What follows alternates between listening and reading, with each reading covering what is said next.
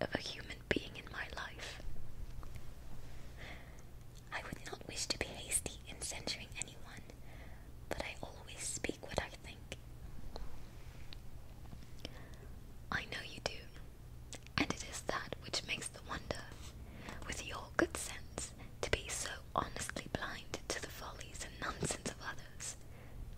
Affectation of candour is common enough, one meets it everywhere, but to be candid without ostentation or design, to take the good of everybody's character and make it still better, and say nothing of the bad, belongs to you alone.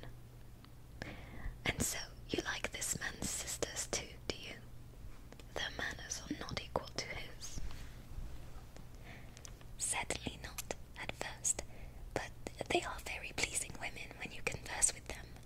Miss Bingley is to live with her brother and keep his house, and I am much mistaken if we shall not find a very charming neighbour in her.